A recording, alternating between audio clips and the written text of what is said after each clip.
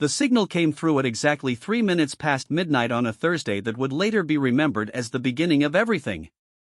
Lieutenant Commander Marcus Webb sat in the operations center of the UES Vigilant, a medium-class cruiser stationed at the outer edge of human-controlled space. He was tired. His coffee had gone cold 2 hours ago, and the hum of the ship's systems had become so familiar that he barely noticed it anymore. The war with the Veloxi Confederacy had dragged on for 6 years now, and everyone was tired. Tired of fighting. Tired of losing. Tired of watching good people disappear into the black void of space, never to return. But, when that signal came through, everything changed. It was not a distress call. It was not a coded military transmission. It was a voice. A single human voice, cutting through the static and interference that plagued communications in this sector. The voice was female, calm, and carried an accent that Webb could not quite place. She spoke only 4 words before the transmission ended. Sending coordinates. Follow them. Webb stared at his console for a long moment. Around him, the night shift crew continued their routines, unaware of what had just happened.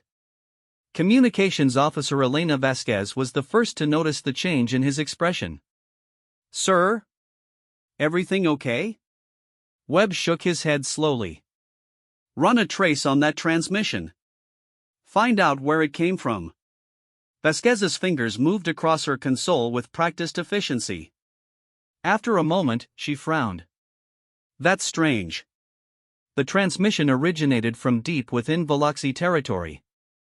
Sector 7G. That's over 40 light-years behind enemy lines. That's impossible.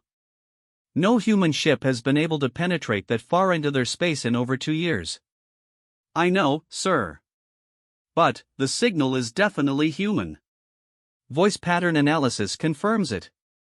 Female, estimated age between 25 and 35.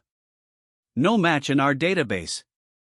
Webb looked at the coordinates that had accompanied the voice message. They pointed to a location even deeper in Veloxi space, a region that human star charts simply labeled as unknown. No scout had ever returned from that area. No probe had ever sent back data. It was a black hole in their intelligence, a place where ships went to die. "Should I report this to Captain Morrison?" Vasquez asked. Webb considered the question. Captain Morrison was a good officer, but he was also cautious to the point of paralysis. He would want to analyze the transmission for weeks before taking any action. He would convene committees and request guidance from Fleet Command. By the time any decision was made, whatever opportunity existed would be long gone. But there was something in that voice. Something that made Webb want to trust it. He could not explain why. He just knew. "Not yet," he said finally. "Log it as routine interference. I want to do some checking first." Vasquez looked uncertain but nodded. She had served under Webb long enough to trust his instincts. Over the next several days, Webb became obsessed with the mysterious transmission. He listened to it over and over again, analyzing every syllable, every breath, every pause. He ran it through every decryption algorithm he could find, searched for hidden messages or coded information. There was nothing. Just those 4 words and the coordinates. Sending coordinates. Follow them. He began to dig into military records, searching for any mention of operations in Sector 7G. What he found was disturbing. Over the past 4 years, 17 ships had been sent into that region on reconnaissance missions. Not a single one had returned. The official explanation was that the Veloxi had established impenetrable defensive networks in that sector, making it a death trap for any human vessel. But Webb noticed something odd in the records. 3 of those missing ships had reported receiving strange transmissions before they disappeared. Transmissions from an unknown source. Transmissions that had given them coordinates to follow. He should have been alarmed. He should have seen the pattern and concluded that this was a Veloxi trap, a way to lure human ships to their destruction. But the more he dug, the more he became convinced that something else was happening. The transmissions had all been identical in format. The same calm female voice. The same 4 words. The same type of coordinates. And here was the thing that made no sense: the ships that had followed those coordinates had not been destroyed. At least, not according to the fragmentary sensor data that had been recovered. They had simply vanished, their tracking signals ceasing abruptly at a specific point in space. As if they had passed through a door into somewhere else. 2 weeks after receiving the transmission, Webb made a decision that would change the course of the war. He requested a transfer to a scout ship, the UES Phantom, which was scheduled for a routine patrol near the border of Veloxi territory. His request was granted without question. After 6 years of exemplary service, no one thought to ask why a decorated officer would want to downgrade to a smaller vessel. The Phantom was a small ship, designed for speed and stealth rather than combat. Its crew consisted of only 12 people, hand-picked by Webb for their skills and, more importantly, their willingness to take risks. He told them the truth. He showed them the transmission and the coordinates. He explained his theory that something other than death awaited at the end of that signal. "I'm not going to order anyone to come with me," he said, standing before them in the cramped briefing room. "This is a volunteer mission. If we're wrong, we probably won't be coming back. But, if we're right..." He paused, searching for the right words. "If we're right, we might find something that could end this war." Every single crew member volunteered. The journey into Veloxi territory was the most tense experience of Webb's life. They moved slowly, carefully, using every stealth technique they knew to avoid detection. The Veloxi were a reptilian species, cold-blooded in more ways than one. Their ships were fast and heavily armed, and they showed no mercy to captured humans. The stories of what happened to prisoners were enough to keep anyone awake at night. But, somehow, against all odds, they made it through. The Phantom slipped past patrol after patrol, hiding in asteroid fields and riding the wake of passing freighters. It took them 3 weeks to reach Sector 7G, and, by then, Webb had begun to wonder if he had made a terrible mistake. The sector was empty. Completely, utterly empty. No Veloxi ships. No defensive platforms. No mines or sensor nets. Just endless space, dotted with distant stars. "This doesn't make sense," said Navigator Chen, studying his displays. "Intelligence said this place was a fortress. Where is everybody?" Webb had no answer. He ordered the ship to proceed toward the coordinates from the transmission. As they drew closer, the crew became increasingly nervous. They were now deeper in enemy space than any human had been in years. If something went wrong, there would be no rescue. No backup. No hope. And, then, they saw it.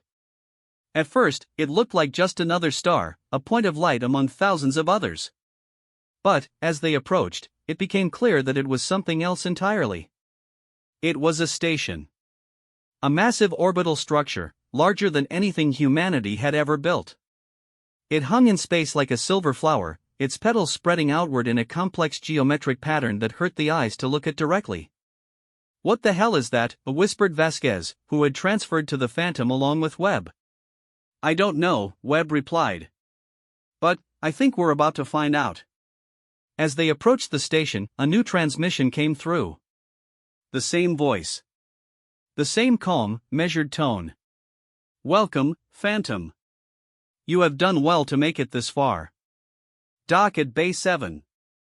I have been waiting for you." The crew exchanged uncertain looks.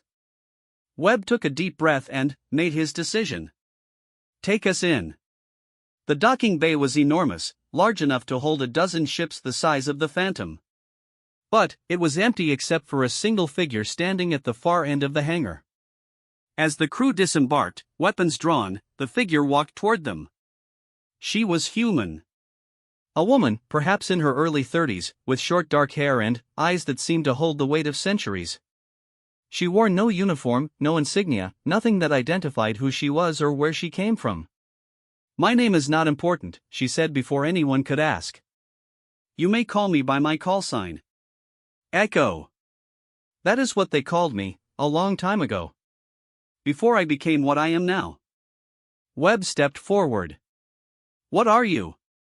How did you get here? This station, it's not human-built. What is this place? Echo smiled, and there was something sad in that smile. Something ancient. Those are all good questions, Lieutenant Commander. And I will answer them.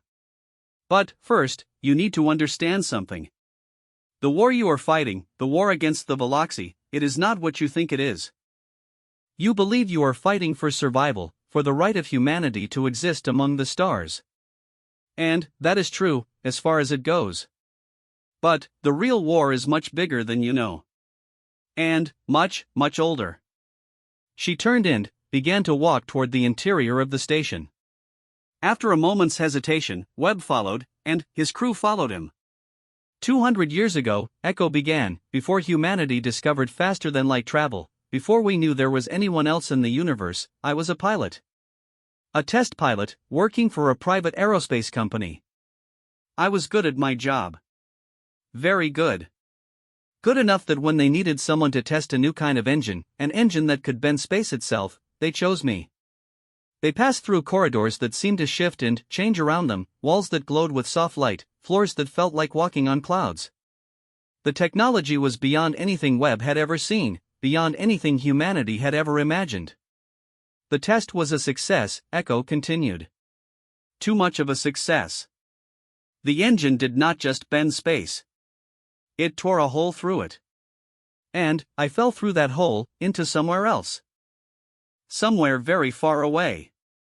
She stopped at a large window that looked out into space. But the stars visible through that window were not the stars Webb knew.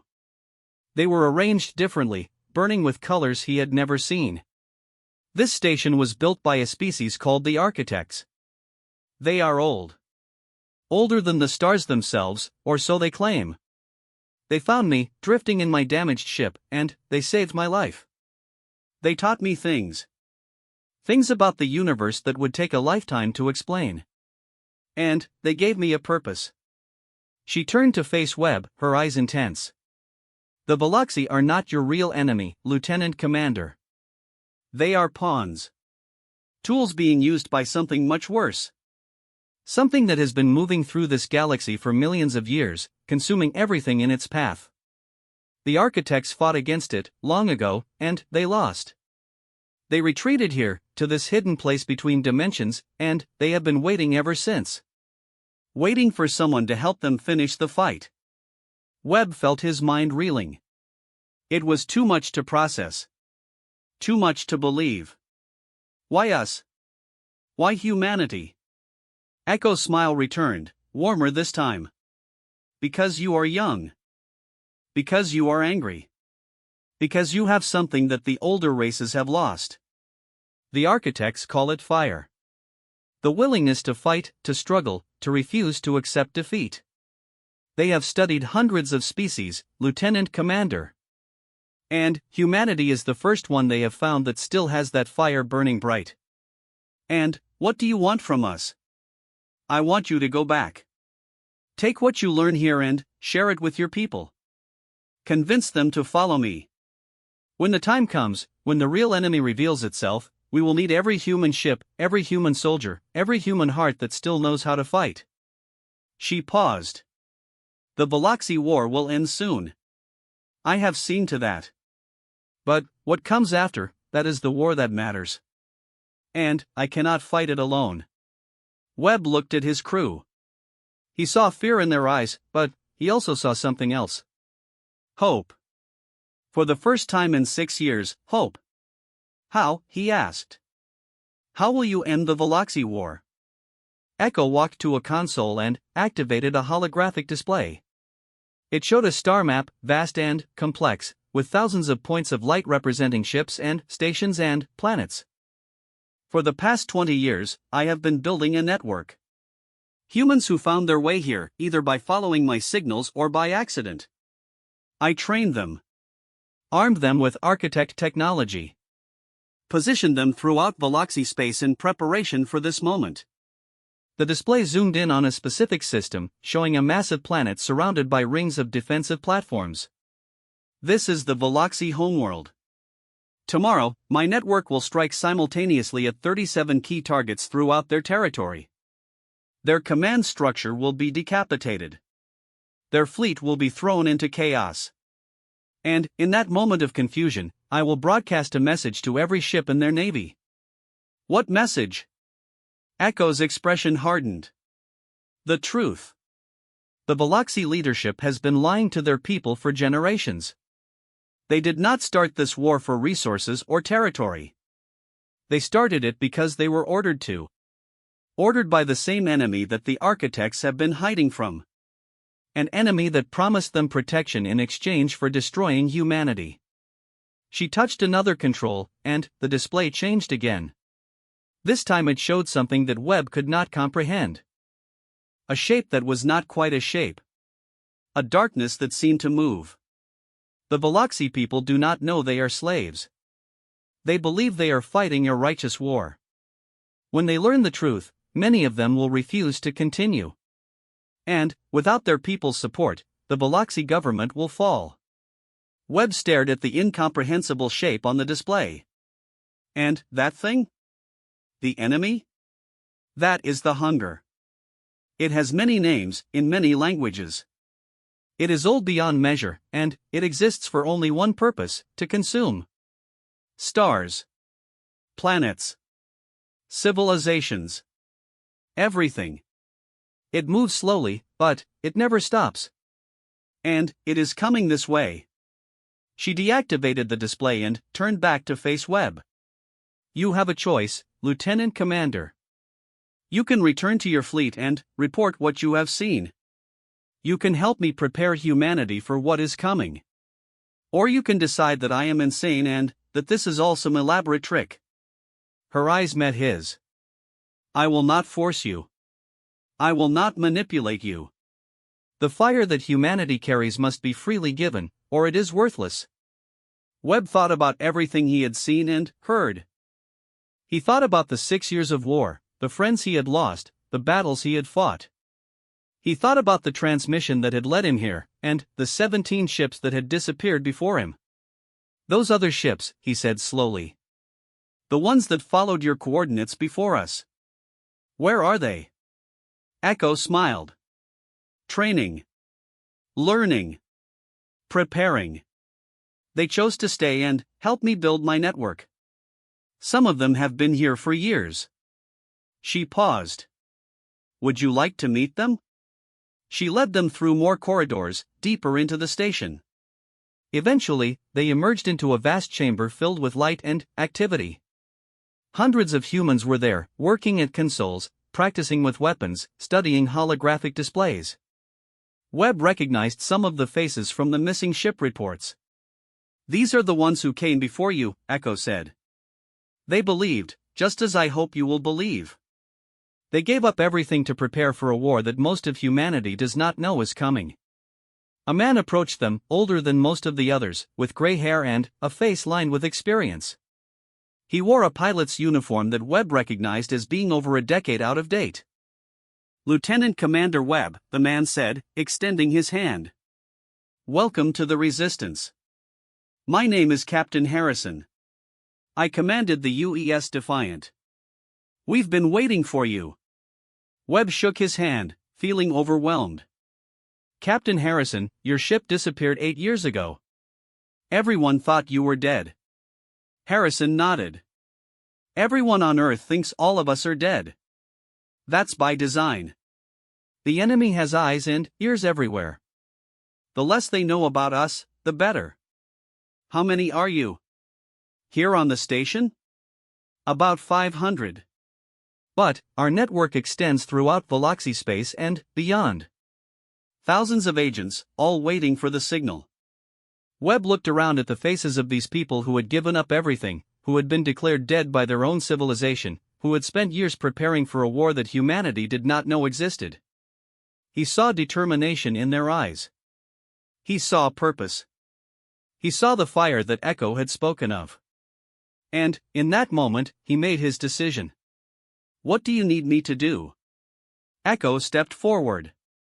Go back. Tell your commanders what you have seen. Some will believe you. Most will not. That does not matter. What matters is that the truth begins to spread. When the Galaxy War ends, humanity will need to understand what comes next. They will need to be ready. And if they're not ready? If they don't believe? Echo's expression was calm, accepting. Then, they will learn. One way or another, they will learn. The hunger is patient, but it is also inevitable. It will come for humanity, whether humanity is ready or not. My hope is that we can prepare enough people in time to make a difference. She reached into her pocket and pulled out a small device, no larger than a coin. Take this. It is a communicator, keyed to the station's systems. When the time comes, when you need me, activate it. I will hear you, no matter where you are. Webb took the device and closed his fingers around it. It felt warm, almost alive. One more question, he said. Why Echo? Why that call sign? For the first time, Echo looked genuinely surprised. Then, she laughed, a sound that seemed to echo through the chamber. Because that is what I am now. An echo of the woman I used to be. An echo of a world that no longer exists. And, soon, hopefully, an echo of victory that will ring through the stars. She turned away, her attention already moving to the displays showing the positions of her network. Go now, Lieutenant Commander. Your ship is waiting. And, tomorrow, the galaxy will change. Webb nodded. He gathered his crew and led them back to the Phantom. As they undocked and began the long journey home, he looked back at the station one last time. It was already fading from view, disappearing into the space between spaces. But he knew it was still there. And he knew that Echo was still watching. The journey back to human space took only a week. Webb was never quite sure how that was possible, given that the trip out had taken 3 weeks. But there were many things about Echo and her station that did not follow the normal rules. When the Phantom emerged into human-controlled space, they were immediately intercepted by a fleet patrol. Webb identified himself and requested an emergency meeting with Fleet Command. The request was denied. Then, granted. Then, denied again. Eventually, he was brought aboard the flagship, the UES Sovereign, where he was kept waiting for 6 hours before being admitted to Admiral Chen's office. Admiral Chen was a small woman with iron-gray hair and eyes that missed nothing. She had commanded the human fleet for the past 3 years, and, under her leadership, the war had stabilized from a desperate retreat into a grinding stalemate. She listened to Webb's report without interruption, her expression unchanging. When he finished, she was silent for a long moment. You expect me to believe this? I expect you to consider it, Admiral. I know how it sounds. I know it seems impossible. But I saw it with my own eyes. I met people who have been missing for years. I saw technology that makes our best weapons look like stone axes. Chen studied him. You've always been a reliable officer, Webb. Not prone to flights of fancy. Which is the only reason I'm not having you committed to a psychiatric evaluation right now. She stood and walked to the window of her office, looking out at the fleet assembled in formation around the flagship.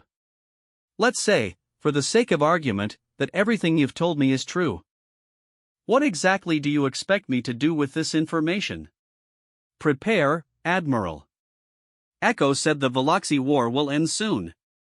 If she's right, if her network succeeds in their attack, everything we know about the strategic situation will change overnight. And, after that.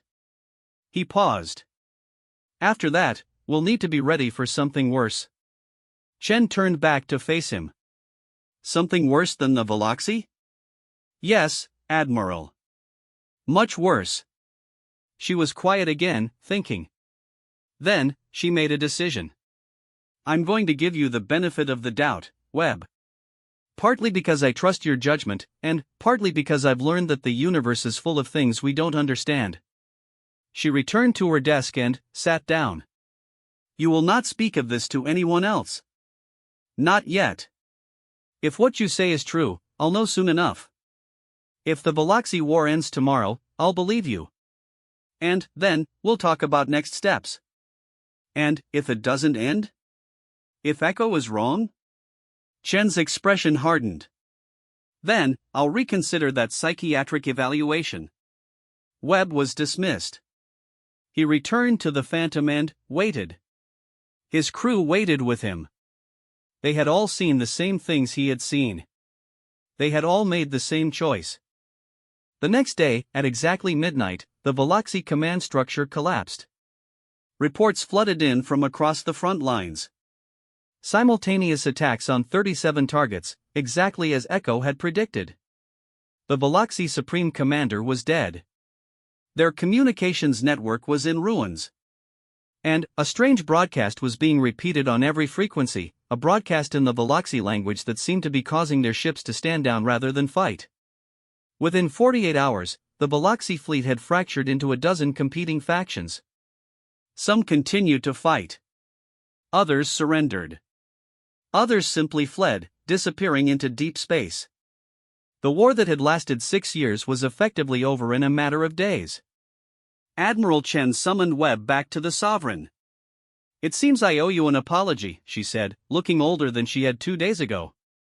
"Everything happened exactly as you described." "Echo keeps her promises, Admiral." Chen nodded slowly. "So she does. Which means the rest of your story is probably true as well."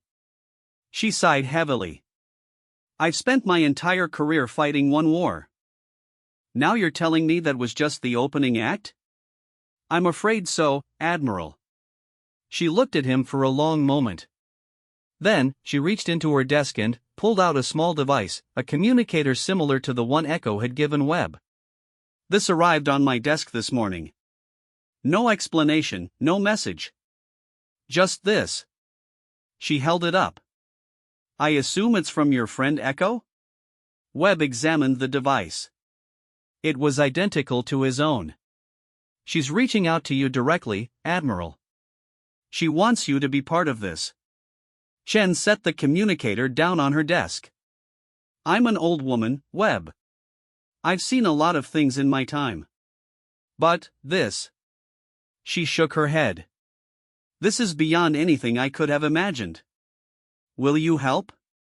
Chen was silent for a long time. Finally, she picked up the communicator again. "Tell me about this hunger. Tell me everything." And Webb began to talk. The months that followed were the strangest of Webb's life. The Veloxy surrender was formalized in a series of treaties that fundamentally changed the political landscape of known space. Humanity, so long on the defensive, suddenly found itself as the dominant power in the region. New colonies were established. New alliances were formed. For the first time in years, people began to talk about the future with hope instead of fear. But, beneath that hopeful surface, something else was happening. A network was being built. Secret meetings between high-ranking officers. Encrypted communications to destinations unknown. Ships that disappeared on training missions and returned weeks later with crews that would not talk about where they had been. Webb became the center of this network, the connection point between Echo's hidden station and the growing number of believers within the human military. Admiral Chen was the first to commit, but she was far from the last. As word spread quietly through the ranks, more and more officers sought Webb out, wanting to know the truth about what was coming. Not everyone believed. Many thought it was all an elaborate hoax, a psychological trick played by some unknown enemy. Others accepted that Echo was real but dismissed her warnings about the hunger as exaggeration or delusion. But enough believed. Enough prepared.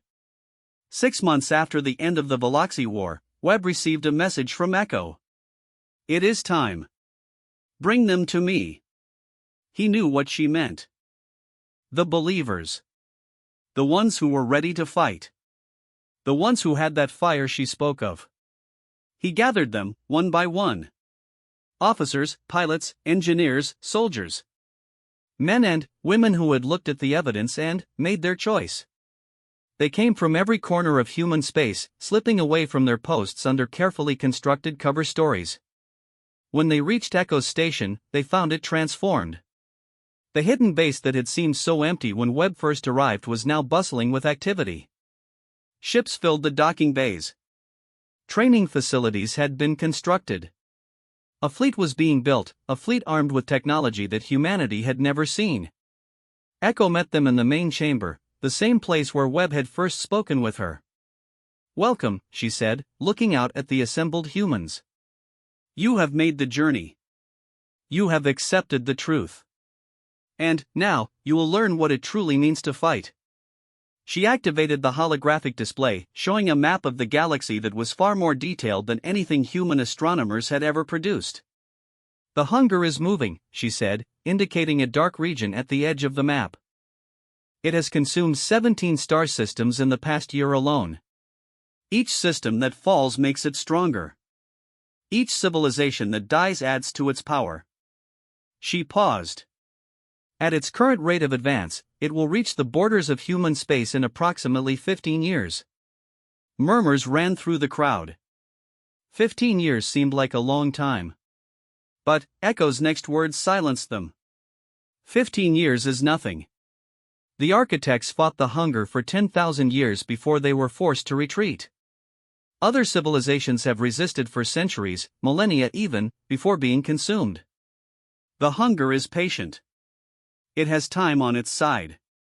She changed the display, showing tactical information about the dark regions. "But it is not invincible. The architects learned its weaknesses, its vulnerabilities. They developed weapons and strategies that can hurt it, slow it, even push it back temporarily. That knowledge has been preserved here, in this station, waiting for someone with the will to use it." She looked out at the assembled humans, her eyes moving from face to face. "You are that someone. All of you. Together, we will build a force capable of standing against the hunger. We will forge an alliance of all the species it threatens. And, when it comes for us, as it inevitably will, we will be ready." Webb stepped forward. "What about the architects? Will they fight with us?" Echo's expression flickered with something that might have been sadness. "The architects are old, Webb. Very old. They have seen too much death, too much destruction. Their fire has burned low. They will provide us with knowledge and technology, but they will not fight beside us. That task falls to younger races. To us."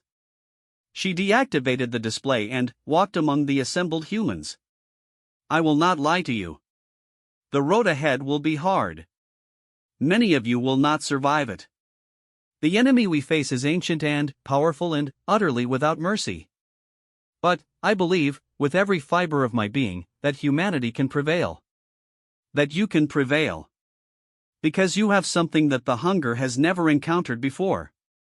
She stopped in front of Webb, looking up at him with those ancient eyes. "You have the fire. The refusal to accept defeat. The stubborn, beautiful determination to keep fighting even when all hope seems lost. That is your greatest weapon. That is what will save the galaxy." She turned back to address the crowd. "Training begins tomorrow. Rest tonight. Because when the sun rises, your new lives begin. And nothing will ever be the same." The crowd dispersed, people finding their assigned quarters, talking quietly among themselves about what they had heard. Webb remained in the chamber, looking at the now empty display. Echo came to stand beside him. "You're thinking about what you've given up," she said. It was not a question. "I had a life back there. A career. Friends. A home. And, now you have a purpose. A cause worth fighting for." She paused. "Is it worth the sacrifice?"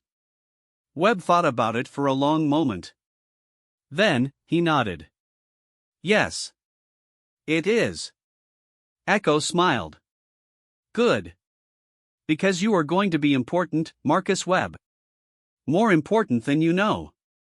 "What do you mean?" But she did not answer. She simply walked away, disappearing into the depths of the station that had become their home. And, in the darkness of space, far beyond the borders of known territory, something vast and hungry turned its attention toward a small cluster of stars where a young species was beginning to stir. It had waited for millennia. It could wait a little longer. But not much longer. Not anymore. 3 years had passed since Marcus Webb first set foot on Echo's station. 3 years of training, of preparation, of watching humanity slowly transform from a species that had barely survived one war into something capable of facing a threat beyond imagination. He stood now in the command center of the newly constructed warship Defiance, the first vessel built entirely using architect technology adapted for human use. Around him, his crew moved with quiet efficiency, their movements precise and confident in ways that would have seemed impossible before. The Defiance was magnificent. She was 3 times the size of any human ship ever built, her hull reinforced with materials that did not exist in nature, her weapons capable of tearing holes in the fabric of space itself. But, more impressive than the ship was the fleet that accompanied her. 147 vessels, ranging from small fighters to massive carriers, all crewed by humans who had chosen to dedicate their lives to the coming war. Webb looked at the tactical display showing their position. They were deep in what had once been Biloxi space, in a system that had no name on any human chart. Ahead of them lay the first real test of everything they had built. A hunger scout had been detected 3 days ago, moving through a system inhabited by a species called the Korath. The Korath were not members of any alliance. They had refused all contact with other species, preferring to remain isolated in their corner of the galaxy. They did not know what was coming for them. They could not know. But Echo knew. And she had decided that the Korath would be saved, whether they wanted to be or not. "All ships report ready," announced the communications officer, a young woman named Sarah Chen who was the great-niece of Admiral Chen herself. The Admiral had passed away 2 years ago, but her legacy lived on in the organization she had helped build. Webb nodded. "Open a channel to the Echo." The holographic display shifted, and Echo's face appeared. She looked exactly the same as she had the first day Webb met her, unchanged by the years that had passed. He had asked her about that once, and she had simply smiled and said that the architects had given her many gifts, some of which she did not fully understand herself. "We're in position," Webb reported. "Scout confirmed in the Korath system, moving toward their homeworld. Based on its trajectory, we have approximately 6 hours before it reaches population centers." "And the Korath?" "They've detected the Scout. Their fleet is mobilizing, but..." Webb hesitated. "Their weapons won't be effective. The Scout will tear through them like paper." Echo's expression was calm, but Webb could see the tension beneath the surface. This was the first direct confrontation with the hunger since the alliance had been formed. Everything depended on how it went. "Then, we cannot let them face it alone," Echo said. "Proceed with the plan. Make contact with the Korath commander. Explain the situation. If they refuse our help..." She paused. "We help them anyway." "Understood." The display returned to tactical view. Webb took a deep breath. "All ships, set course for the Korath system. Maximum speed." The fleet moved as 148 vessels sliding into the dimensional fold that the architects called the Between. Travel through the Between was faster than any other method of movement known to any species, but it was also dangerous. Ships that strayed from the carefully calculated paths could become lost in spaces where the normal rules of physics did not apply. But the Defiance and her sister ships had been built with navigation systems that made such journeys safe, at least as safe as anything could be in a galaxy at war. They emerged in the Korath system 4 hours later, directly between the approaching Scout and the Korath homeworld. The Korath fleet, such as it was, had formed a defensive line around their planet. Their ships were elegant, designed with curves and spirals that spoke of a species with a deep appreciation for beauty.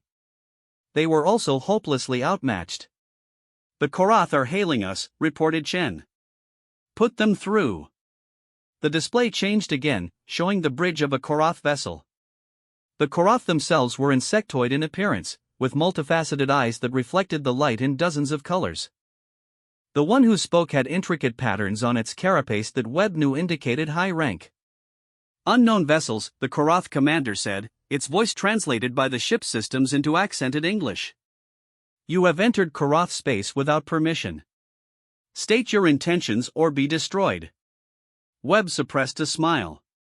The Korath fleet could not destroy a single ship in his formation, but he admired their courage. I am Commander Marcus Webb of the Earth Defense Alliance. We have not come to threaten you. We have come to help. We require no help. Especially not from soft-bodied creatures who cannot even fly. The thing approaching your world is called a Scout of the Hunger. Your weapons cannot harm it. Your shields cannot stop it. If you engage it alone, every ship in your fleet will be destroyed, and your planet will be consumed. The Korath commander was silent for a moment. Its eyes shifted through several colors, which Webb had learned was a sign of uncertainty. You know of this. Hunger? We know of it. And we have weapons that can fight it. Webb leaned forward. Commander, we don't have much time. The Scout will reach your defensive line in less than 2 hours. Let us help you. After the battle, you can decide whether to trust us or not. But, right now, your people need us. Another long silence. Then, reluctantly, the Korath commander nodded. We will accept your assistance. But, know this, Softbody, if this is a trick, if you have come to conquer us rather than help us, my people will never forgive. And, we will find a way to make you pay. Understood. Now, here's what we need you to do. The next hour was filled with frantic activity. The human fleet moved into position, forming a layered defense that put them between the Korath and the approaching Scout. The Korath ships were pulled back, assigned to secondary positions where they could provide support without being in the direct line of fire. Weapons were charged. Shields were raised. And everyone waited. Webb had seen simulations of Hunger Scouts. He had studied recordings captured by the architects over thousands of years. But nothing could have prepared him for the reality. The Scout emerged from the darkness of space like a nightmare-given form. It was huge, easily the size of a small moon, its surface a writhing mass of shapes that seemed to shift and change even as he watched. It had no clear front or back, no visible weapons or engines. It simply moved, driven by forces that no one understood, hungry for everything in its path. All ships, Webb said, his voice steady despite the fear that gripped his heart. Fire on my command. The Scout accelerated, moving toward the fleet with impossible speed. Tendrils of darkness extended from its surface, reaching out toward the nearest human ships. Now, 148 ships opened fire simultaneously. Beams of light that burned with the heat of stars lanced across space. Missiles that carried warheads capable of cracking planets streaked toward the target. Energy pulses that disrupted the fundamental structure of matter impacted the Scout's surface. And, for a moment, nothing happened. Then, the Scout screamed. It was not a sound that could be heard in the vacuum of space. It was a psychic cry, a wave of pain and rage that washed over every mind in the system. Webb felt it like a knife in his brain, a sensation of horror and despair that threatened to overwhelm him. Around him, crew members cried out, clutching their heads. But the pain passed. And, when Webb looked at the tactical display, he saw something that made his heart soar. The Scout was wounded. Great holes had been torn in its surface by the weapon's fire. Dark fluid leaked from its wounds, dissipating in the vacuum. It was still moving, still dangerous, but it was no longer invincible. All ships, second volley. The fleet fired again. And again. And again. The Scout writhed and twisted, trying to escape the barrage, but there was nowhere to go. The human ships surrounded it, pouring fire into it from every direction. After 10 minutes, the Scout stopped moving. Webb stared at the display, unable to believe what he was seeing. They had done it. They had actually done it. For the first time in recorded history, a Hunger Scout had been destroyed.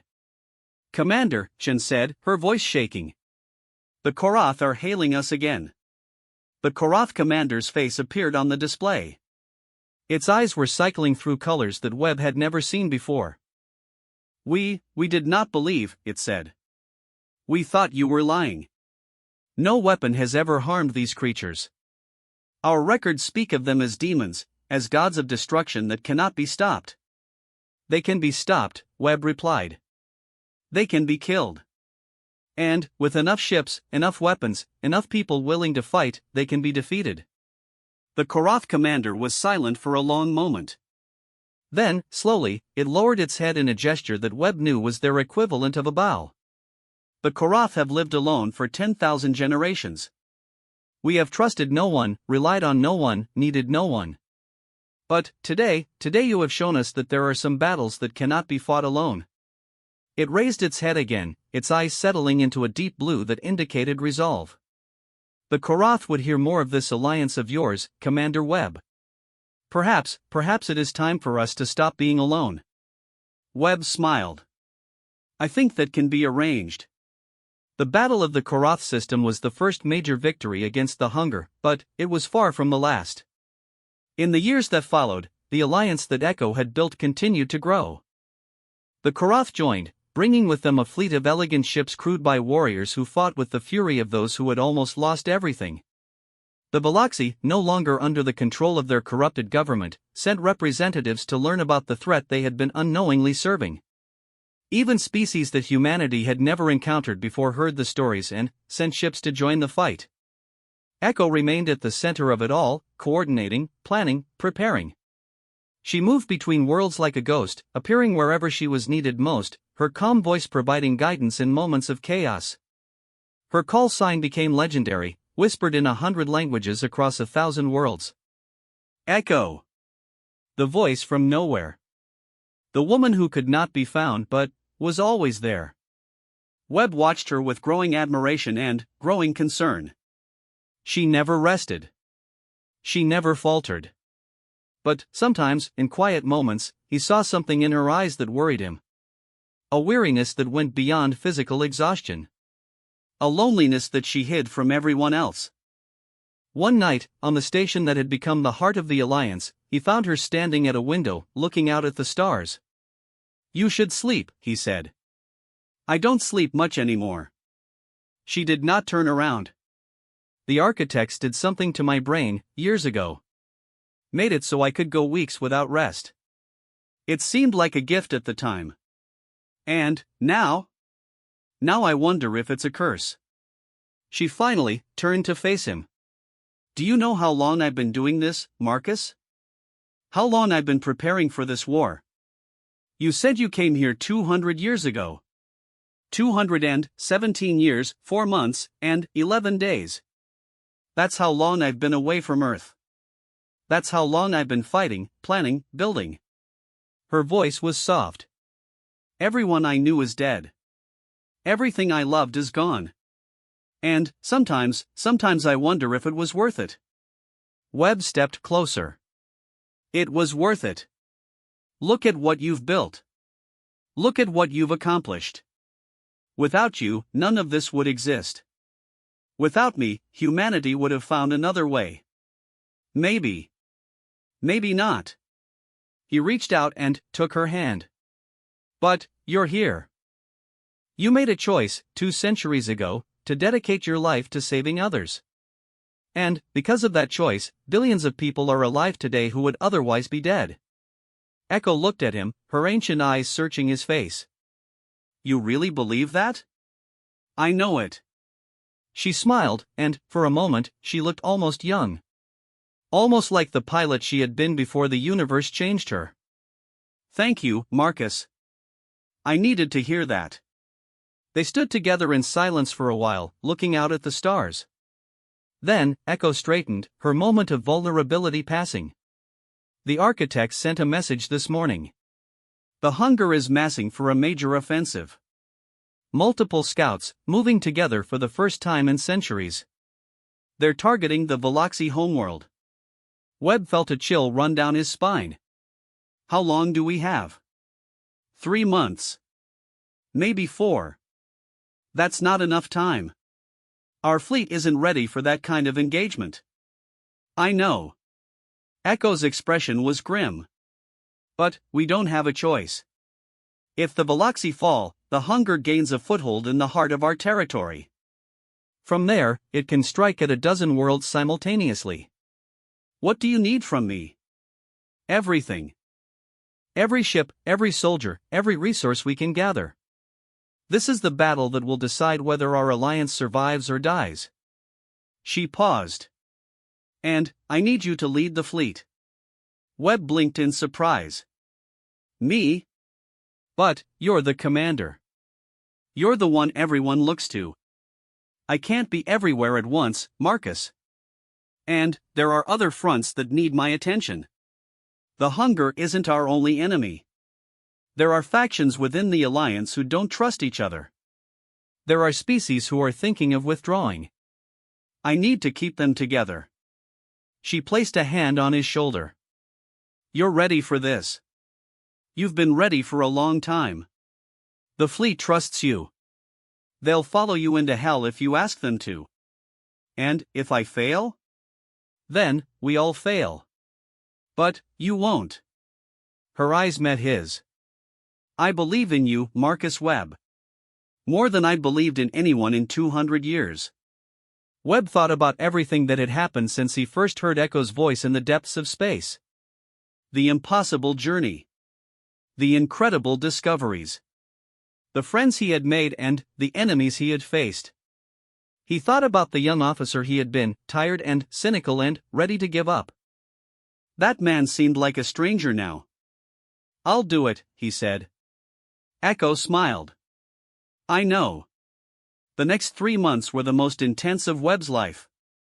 Ships poured into the Alliance staging area from every corner of the galaxy. Koroth dreadnoughts lined up beside Veloxi cruisers. Human carriers shared space with vessels from species Webb had never heard of. The fleet grew and grew until it seemed like the stars themselves were filled with ships. Webb trained them. He drilled them. He pushed them until they functioned as a single unit, their diverse origins forgotten in the face of the common threat. Echo Station became a hive of activity, its corridors filled with beings of every shape and size, all working toward the same goal. And then, sooner than anyone expected, the hunger arrived. The attack came in the middle of the night cycle, though in space, night meant nothing. Webb was asleep in his quarters when the alarm sounded. He was on the bridge of the Defiance within minutes, his crew already at their stations. Report, he ordered. Sensors show multiple contacts emerging from the void, Chen replied, her voice tight with controlled fear. 12, no, 15 scouts. And, something else. Something bigger. The tactical display updated, and Webb felt his blood run cold. The scouts were terrifying enough, but the thing behind them was something else entirely. It was vast, so large that the sensors could barely comprehend it. A mass of darkness that seemed to swallow the light around it, moving with terrible purpose toward the Veloxi homeworld. What is that? Someone whispered. A harvester, Echo's voice came over the communicator. She sounded calm, but Webb could hear the tension beneath the surface.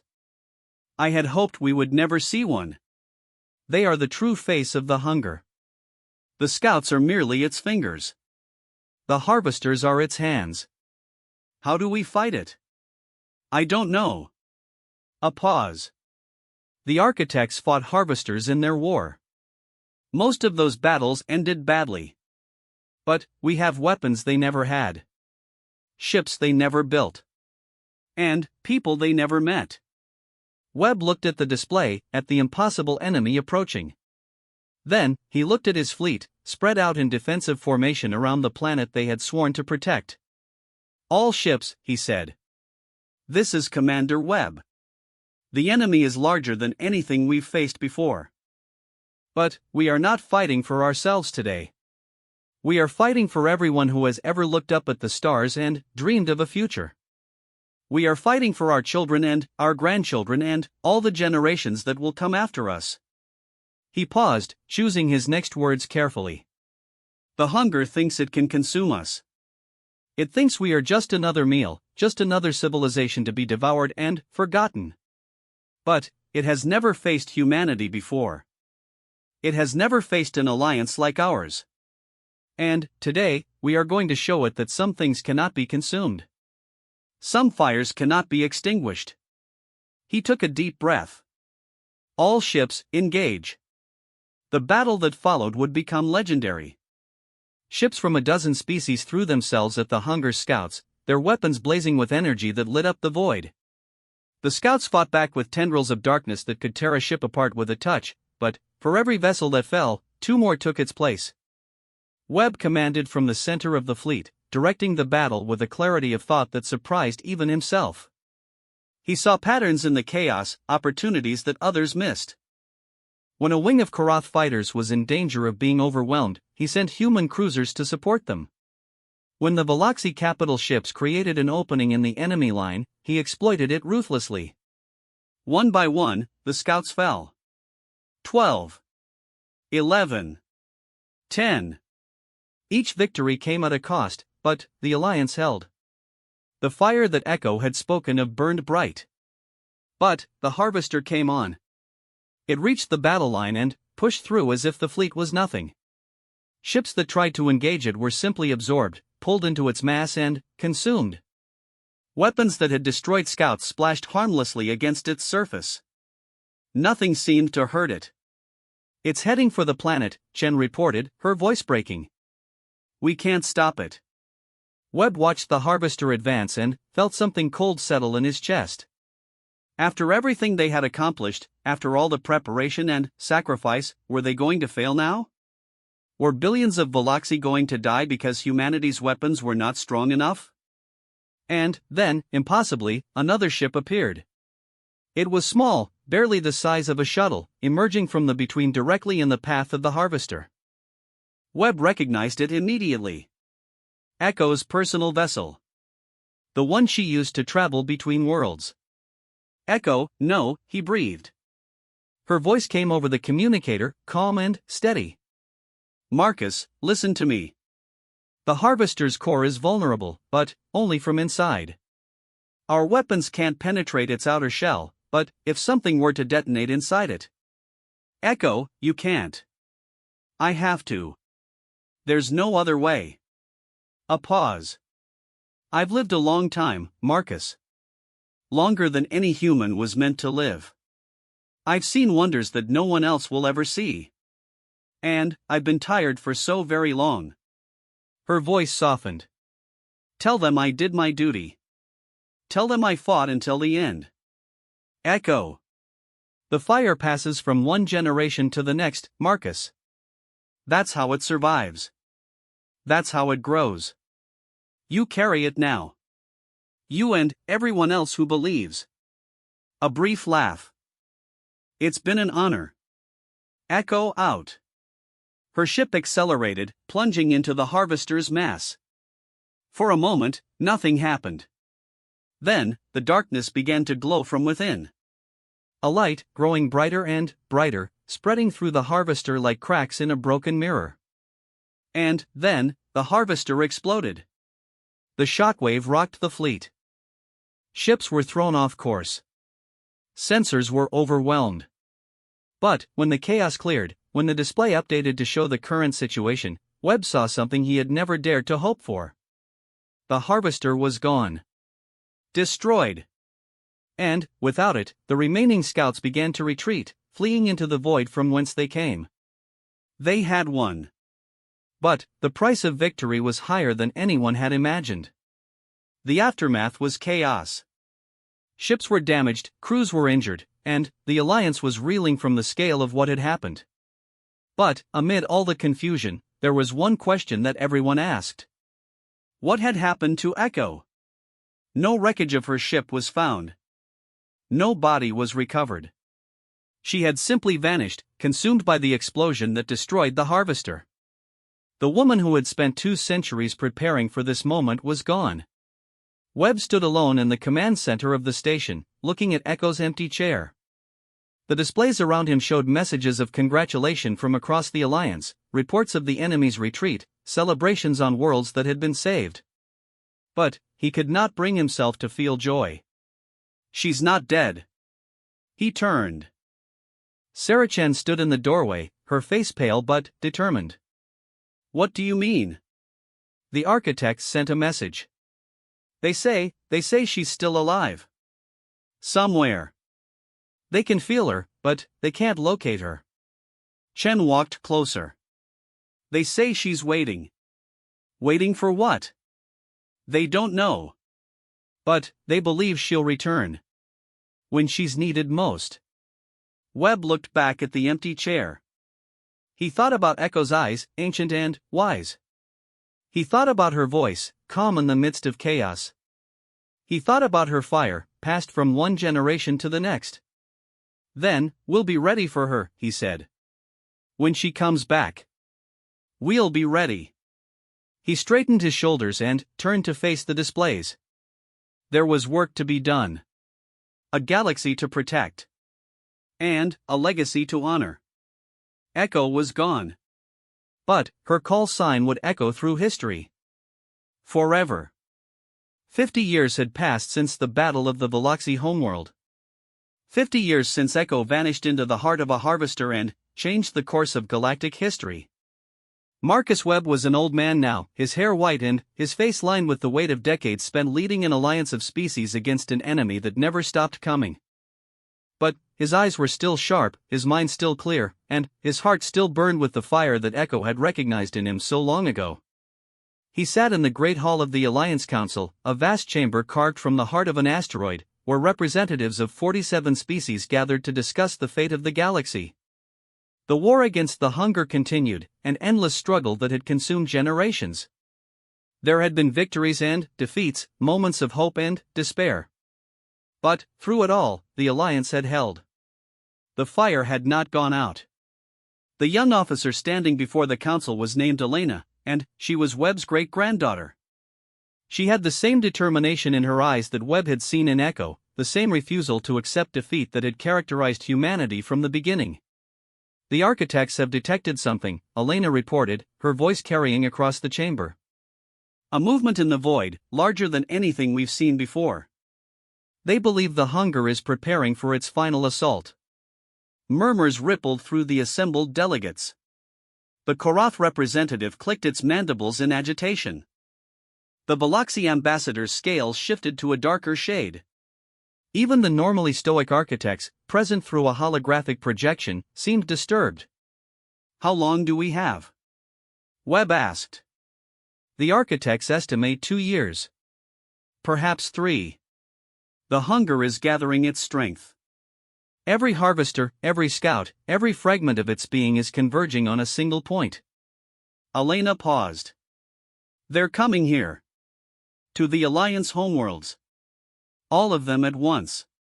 Silence fell over the chamber. Webb felt the weight of 50 years pressing down on him. So many battles fought. So many friends lost. And, now, at the end of his life, the final confrontation was approaching. What resources do we have? Asked the human president, a woman named Sarachan III, descended from the same family that had served the Alliance since its founding. Elena touched a control, and the chamber filled with a holographic display showing the current state of the Alliance fleet. Thousands of ships, the largest force ever assembled in galactic history. But, against what was coming, it might not be enough. Our projections indicate that we can match the hunger in numbers, Elena said. But, the harvesters are beyond our ability to destroy. We've never found another way to kill them since. She hesitated. Since Echo. Echo's sacrifice showed us it could be done, Webb said, his voice strong despite his age. The harvesters have a vulnerable core. If we can find a way to reach it without sacrificing a ship and crew. Our scientists have been working on that problem for 50 years, the architect projection intoned. We have made progress. A weapon that could penetrate a harvester's shell has been developed. But, it requires a delivery system capable of reaching the core before being destroyed. Our simulations suggest a success rate of less than 3%. 3% is better than 0, Webb replied. What do you need to improve those odds? Time. Time we do not have. The council debated for hours, discussing strategies and alternatives that Webb knew would not work. The hunger was too vast, too powerful, too relentless. Conventional warfare could delay it, but not defeat it. They needed something else. Something unexpected. That night, alone in his quarters, Webb activated the communicator that Echo had given him 50 years ago. He had tried it before, hundreds of times over the decades. It had never worked. Echo was gone, lost somewhere between dimensions, beyond the reach of any technology. But, tonight, as Webb pressed the activation switch, something happened. The communicator hummed with energy. A holographic display flickered to life. And there, standing before him as if no time had passed at all, was Echo. She looked the same as she always had. The same dark hair. The same ancient eyes. The same calm expression that had guided humanity through its darkest hours. "Hello, Marcus," she said. "You've gotten old." Webb stared at her, unable to speak. Part of him had never believed this day would come. Part of him had given up hope years ago. "You're alive," he finally managed. In a manner of speaking. Echo smiled, but there was something different about her. Something more distant. "When I destroyed the harvester, I didn't die. I was absorbed. Pulled into the void between dimensions where the hunger exists." "Pulled in? Then, how are you here?" "I've been fighting, Marcus. Fighting from inside. The hunger is not one entity but billions, trillions, an infinite number of consumed beings pressed together into a single terrible purpose. But, among those beings, there are some who still remember what they were. Some who can be reached." Webb felt his heart racing. "What are you saying?" "The hunger consumes, but it doesn't completely destroy. The civilizations it has eaten still exist, in some form, trapped within its mass. I've spent 50 years reaching them. Waking them. Building a resistance inside the enemy itself." She stepped closer, and, though she was only a hologram, Webb could almost feel her presence. "The final battle is coming. The hunger knows that the Alliance is the greatest threat it has ever faced. It's gathering all its strength to crush you. But what it doesn't know is that its greatest vulnerability is no longer external." Her eyes burned with the same fire that Webb had seen so many years ago. "It's me. It's the billions of beings I've awakened. When the time comes, when the hunger commits itself fully to the attack, we will strike from within. And you will strike from without." A coordinated assault, Webb breathed. "Inside and outside simultaneously." "Exactly. The harvesters will be vulnerable. Their cores will be exposed. Your weapons will finally be able to reach them. How will we know when to attack?" Echo smiled. "You'll know. Trust me." The hologram began to flicker, its edges becoming indistinct. "I have to go. Maintaining this connection is difficult." "But, Marcus." She paused, and, for a moment, she looked almost human again. Almost like the pilot she had been 250 years ago. "Thank you. For everything. For believing in me. For carrying the fire." Echo, wait, but she was gone. The hologram vanished, leaving Webb alone in the darkness. He sat there for a long time, processing what he had learned. Then, slowly, he rose to his feet. There was work to do. A galaxy to save. And, for the first time in years, he knew exactly how to do it. The next 2 years were a whirlwind of preparation. Webb shared Echo's message with the Council, and, though some were skeptical, most chose to believe. The Alliance had been built on faith, after all. Faith in Echo. Faith in each other.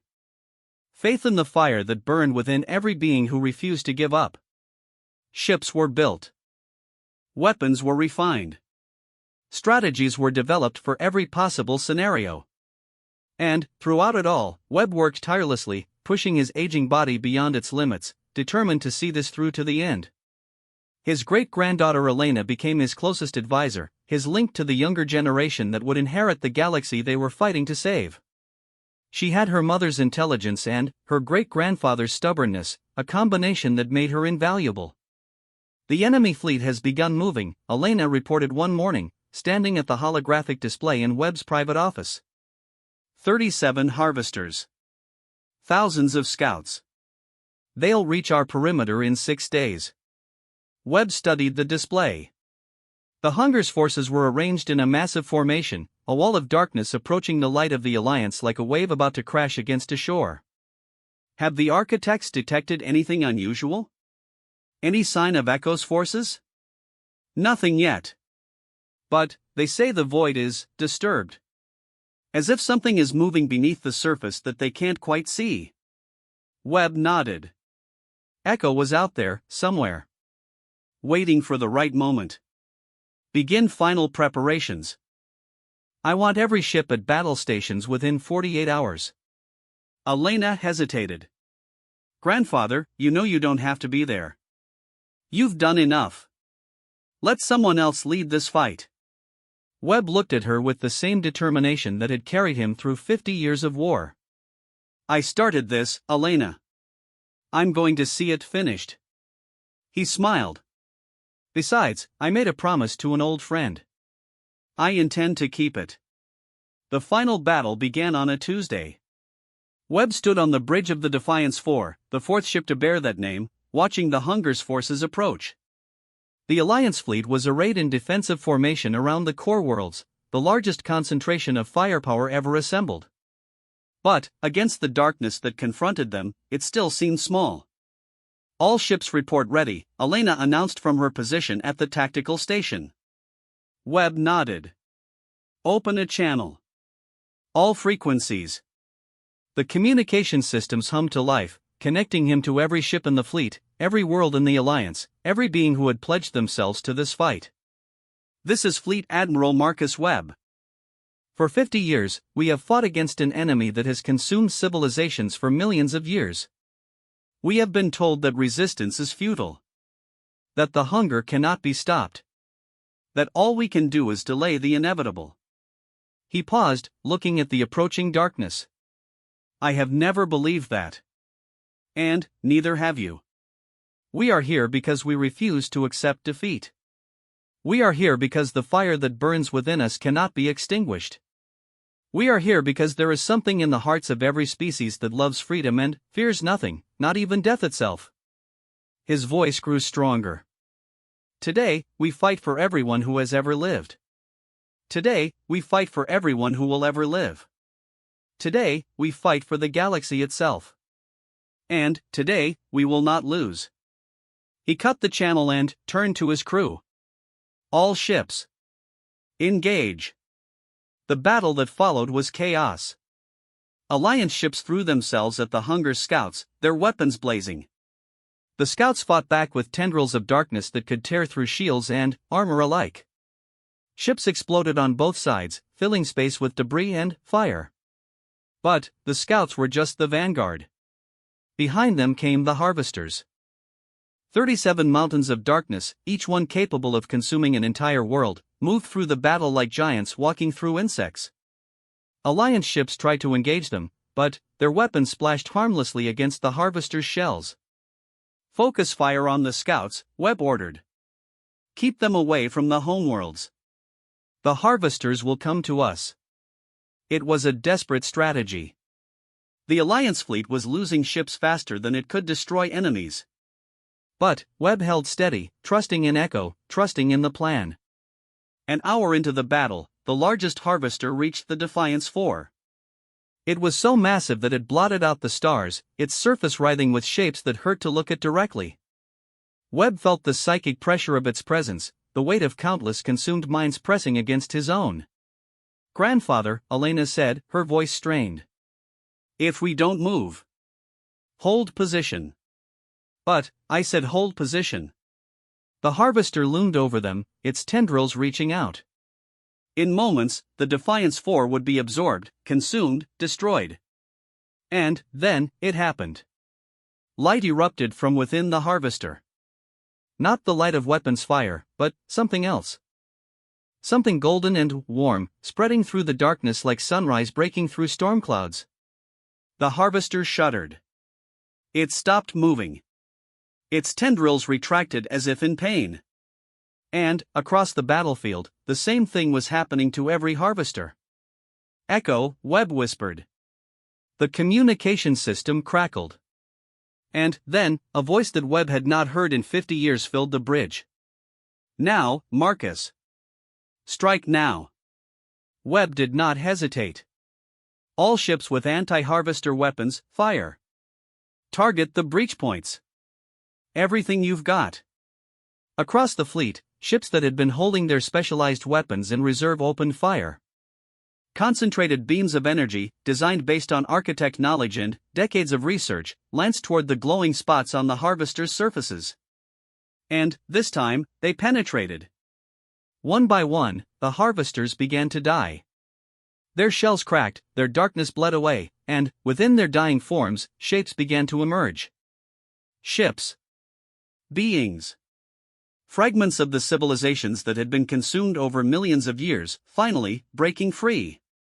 The scouts, deprived of the harvester's coordination, fell into chaos.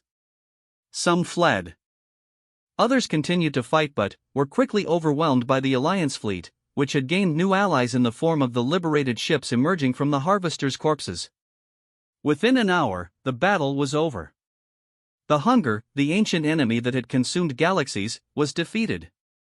Not destroyed, perhaps, for something that old could never be truly killed. But, broken. Scattered. Reduced to fragments that could be hunted down and contained. Webb slumped in his command chair, exhaustion overwhelming him. Around him, his crew was cheering, embracing, crying with relief. But, he could not join them. Not yet. Find Echo, he said. Search the debris. Find her. They searched for 3 days. On the 4th day, a rescue ship found a small vessel drifting in the wreckage of the largest harvester. The ship was damaged, barely functional, but its life signs indicated a single occupant. Webb was waiting when the rescue ship docked. His body was failing, the strain of the battle and the decades of war finally catching up with him. But he refused to rest until he saw her. The hatch opened, and Echo stepped out. She looked different now. Older, somehow, though she had not aged physically. There were lines of light running across her skin, remnants of her time inside the hunger. But her eyes were the same. Ancient and wise, but still burning with the fire that had started everything. You kept your promise, she said. I told you I would.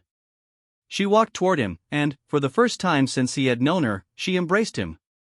It was a strange sensation, holding someone who had existed for 250 years, who had fought a war that spanned dimensions. Thank you, she whispered. Thank you for believing. Thank you for giving us something to believe in. She pulled back and looked at him. You're dying, Marcus. I know. I can't know. He shook his head. I've lived long enough. Done enough. It's time for me to rest. He smiled. But, you still have work to do. Echo looked out at the ships moving through space, the representatives of 100 species working together to clean up the aftermath of the battle. A galaxy saved. A future secured. I don't know if I can do this without you, she said. You won't have to. Webb gestured toward Elena, who stood nearby, waiting. The fire passes from generation to generation. That's what you taught me. My great-granddaughter will carry it now. And her children after her. And their children after them. He took Echo's hand. You're not alone anymore. You never were. You just had to believe it. Marcus Webb died 3 days later, peacefully, surrounded by family and friends and the woman who had changed his life. His funeral was attended by representatives from every species in the Alliance, a galaxy coming together to honor a man who had helped save it. But the work continued. Echo became the official ambassador of the Galactic Alliance, a role that suited her peculiar nature. She moved between worlds, between species, between dimensions, keeping the peace that had been won with so much blood. Her call sign became a symbol, a reminder of what could be accomplished when beings set aside their differences and fought together. 50 years after Webb's death, 100 years after the final battle, a young human girl stood in the Great Hall of the Alliance Council. Her name was Maya, and she was the direct descendant of Marcus Webb and Sarah Chen, the latest in a long line of humans who had dedicated their lives to the Alliance. The hall was filled with delegates from over 200 species now, the Alliance having grown far beyond what Echo had imagined when she first started building it.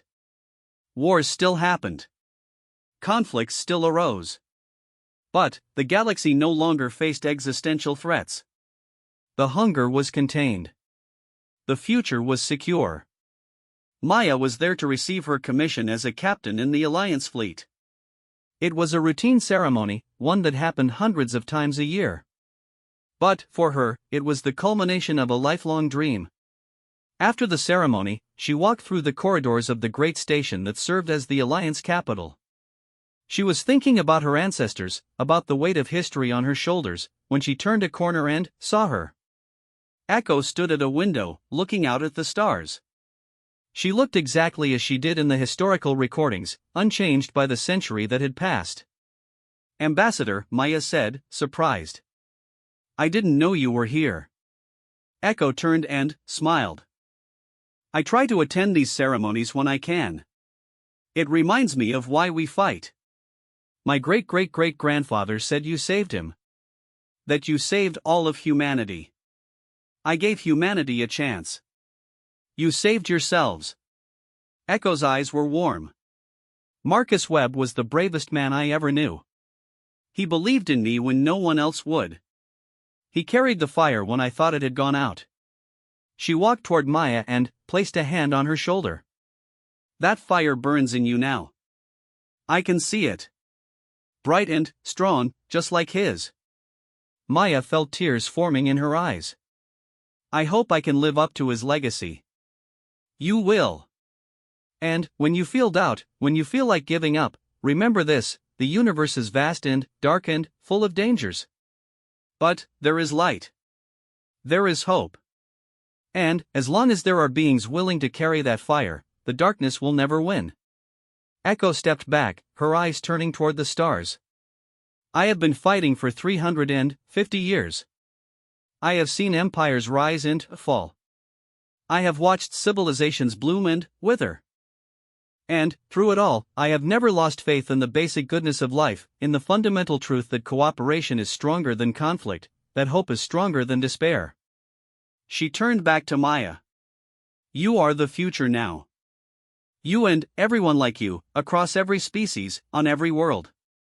The torch has been passed. The fire continues."